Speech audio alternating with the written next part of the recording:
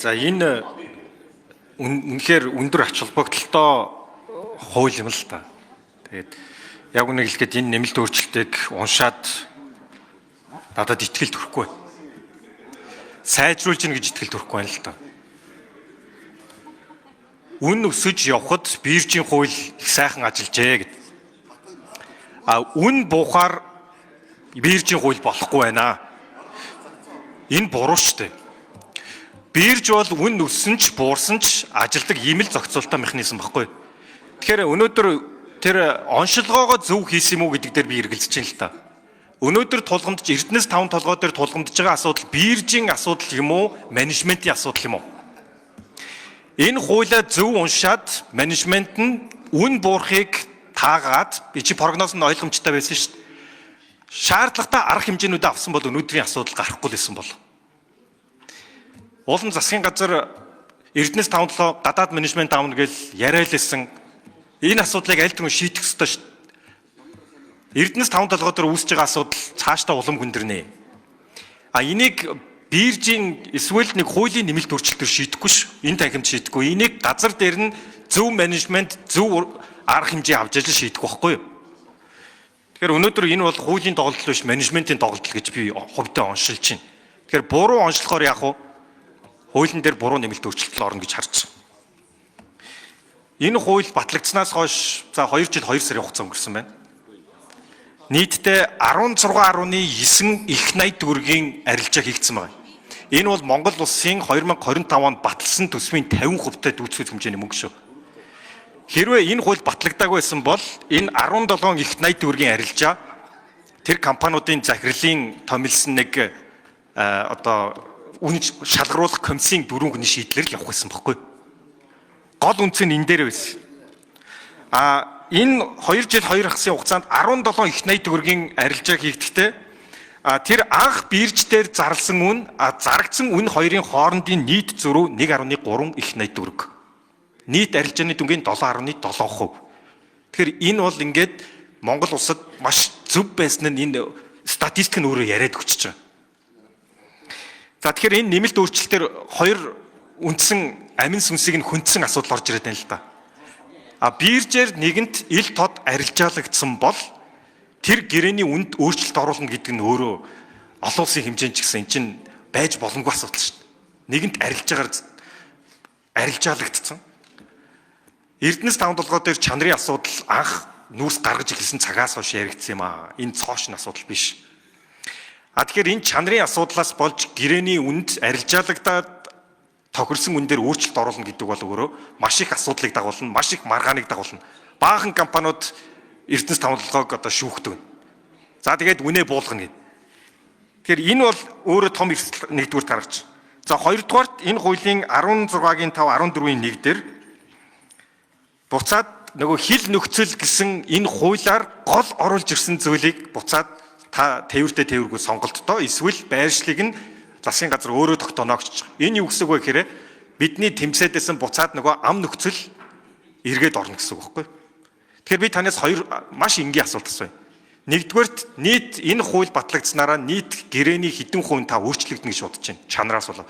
Хоёрдугаарт нийт энэ хууль батлагдаад цаашаага арилжаа явахад нийт нүүрсний хэдэн хувийн ам нөхцлөөр дуудагдана гэж бодож байна та. Тооцоол хийсэн байлгүй. За тэгээд Тэвэл орчин тован сайд хариулт өгье. За бирж дээр бол яг үнэндээ бол дуудлага худалдаа яваад байгаа.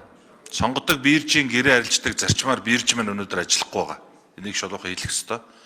Тэгэхээр энэ зарчим руу орохыг бол олон гишүүд хэлсэн. Энэ рүүгээ бид нар бэлтгэл хангаж байгаа гэдгийг хэлье. За биржээр одоо борлуулсан нүүрсний үнэн дээр өгсөж явах үед дээр бол нөгөө индексжүүлээгүй энэ одоо нэг хатуу зарагдсан үнээр өгсөж явах үед бол ямар нэг хил ам гарахгүй. Үн унаад ирэх үед тэр одоо авсан компаниуд нь эн чинь нэлээд бага үнийн уналт биш нэлээд өндөр үнийн уналт ороод ирчихэр авсан компаниуд нь цаашаага нүүрсээ одоо борлуулж зарж чадахгүй маш их хэмжээний алдагдал хүлээх юм бодит нөхцөл байгаад байгаа. За тэгэхээр энэ дээр нүүрсний үнийг өгсөх үед нь өксөөж индексжүүлдэг, буур үед нь бууруулж индексжүүлдэг асуудлыг энэ хуулинд тусгаж өгч байгаа. За чанартай холбоотой асуудал дээр би түрүү сайн зэрэг гишүүний асуултанд хариулахдаа хэлсэн энийг ажлын хэсэг дээр эргэж хэлц хэсгээ шийдсэний дараа ярья гэж. За Эрдэнэс 5-7 гадны менежментийн баг авч ажиллуулах шийдвэр засгийн газар дээр явсан, энэ дээр бас одоо ажлууд урагшаа явж байгаа гэдгийг хэлье. За тэгээд индексчилж өгөхөөгүйгээс болоод биржийн одоо арилжаанд одоо худалдаа авахч оролцохгүй байгаа. Яагаад тэгэхээр хаа хүртэл унахыг мэдэхгүй, тэр авсан үн маргааш нь дахиад индексчгүй унчих учраас ингээд хүн ийм одоо алдагдлалд орчно гэдэг байдлаар хүлээгээд арилжаанд оролцож өгөхгүй байгаамаа гэдэг хэлье. За тээвэртэй тээвэргүйгээд бид нар 2-оос 12 сарын дотор биржээр арилжаасан нүрсийг хөргөж өгөх ийм одоо гэрээний үүрэг хүлээж байгаа. Дунджаар 3-аас 4 сарын дараа энийг даф нөхцлөөр одоо манай Эрдэнэс 5-7 компани маань тэр ганц модон дээр байгаа терминал дээр авчиж буулгаж өгж байгаа. Тэгэхээр энэ дээр худалдаа авсан хүн өөрөө тээврээ шийднэ гэвэл энэ дээр ямар нэг одоо өөрөө тээврээр шийдээд цагаан хатан дээр буулгано уу, цаашаа аваад явна уу, энэ хурд одоо орж ирээд арилжаа нэмэгдэнэ гэдэг энэ үндслээр энэ заалтыг оруулж ирж байгаа гэж хэлье. За энэ хууль одоо батлагдсанаар одоо нийт нүүрс одоо хэдэн хувь нь ам нөхцлөөр хэдэн хувь нь одоо даф нөхцлөөр зарагдахыг бол би яг одоо хэлж мэдэхгүй байна. Энэ дээр манай биржийнхэн нэмээд хариулчих. За энэ дээр бол энэ гэрээн дээр нийтдээ 44 гэрээ өнөөдөр одоо гацчихсан, өөрөөр хэлбэл татаа авалтаа хийхгүй байгаа. Тэр нь болохоор урд ганц модны терминал сул биш, чингэлгээ сулж өгөхгүйтэй холбоотой гацаа үүсчээд байгаа гэдгийг бас хэлье. За биржээс хариулах уу, Эрдэнэс 5-7-оос хариулах уу?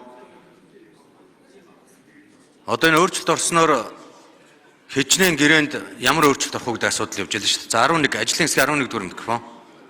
Хөрөнгөний биржийн захирал Дөлгөн хариулт өгье.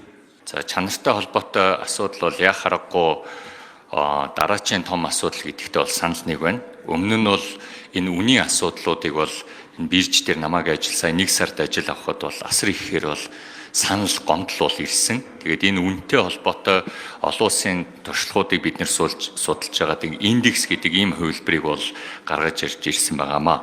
Одоо дараачийн том гомдол бол энэ чанартай холбоотой.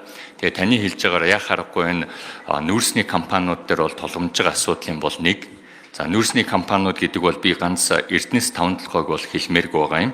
Энэ дотор хувийн хэвшлийн компаниуд орж байгаа, мөн төрийн өмчийн компаниуд орж байгаа. Аль алин дээр нь энэ асуудлууд бол тулгарж байгаа гэдгийг бол энд бол дурдмаар байна. Тэгээд чанар дээр бол бид нэр яагаад энийг оруулж ирж байгаа вэ гэхээр жишээлбэл хүхэр 1% өсөхөд тэдэн одоо центээр үн унж байгаа, хүхэр 1% буурахад тэдэн центээр үн өсдөг гэдэг энэ практис, энэ туршлага бол олон улсын биржүүд дээр арилжаалагдж байгаа гэрээнүүдэд байгаа. Тэгэхээр яг энэ туршлагыг бид нэр бест одоо олон улсын хамгийн сайн туршлагыг бид нэр хөрөнгөний бирж дээрээ энэ арилжаан дээр оруулж ирснээрээ бид нэр илүү олон худалдан авахчийг бол орох боломж, итгэл үнэмшлийн бол нэмнэ гэдэг энэ чиглэлээр бол ажиллаа бол явуулж байна. За яг ам нөхцөл хэлийн бомтын үн нөхцөл гэдэг дээр бол бидний зүгээс бол хэлж бол мэдэхгүй байна. Гэхдээ өмнө нь явж исэн энэ туршлагыг бол харахад тээвэр дээр бол тээврээ хэрвээ шууд худалдан авахчид өгнө гэж үзэх юм бол худалдан авахч тал бол түрүүний Наранбаатар гишүүний хэлдгээр бол дийлэнх нь хятад компаниуд байгаа. Хятад компаниуд өөрсдийнхөө хятадын тээврийн компаниудаар эдгээр тээврийг бол хийх. Ийм чухал хуулийн дээр одоо судалгаагүй орж ирнэ, яаралтайгаар орж ирнэ гэдэг нь өөр асуудал л. Ер нь шийдэл олохоос өмнө хамгийн зөв прогноз, зөв онцлогоо хийх ёстой юм л. Тэгэхээр энэ бол онцлогооноос эхлээд алдаатай байна л гэж. Тийм учраас энэ хуулийг миний хувьд бол дэмжих боломжгүй. Харин тэрний оронд менежментийн өөрчлөлтөө хийх ёстой шүү. Менежмент энэ тулгамдж байгаа асуудлыг өөрсдөө олж шийдээд гаргалгааг нь олноо. Эрдэнэс 5-7-д менежментийн цоошин өөрчлөлт хийгээд энэ асуудлыг шийдэе гэсэн бол хангалттай ашиг байсан шүү дээ. Ноогдол ашиг болгож тараасны оронд дотоод асуудлаа шийдэхгүй юугаа хийсэн. Хамгийн түрүүнд одоо Монгол улсад цаашдаа нүүрснээс хамааралтай болох нь ойлгомжтой. Тэгэхээр хамгийн түрүүнд Эрдэнэс 5-7-гийн менежментийг олон улсын үнэхээр сайн менежмент яаралтаа авч ижил энэ асуудал шийдэгдэн шүү гэдгийг дахин хэллээ.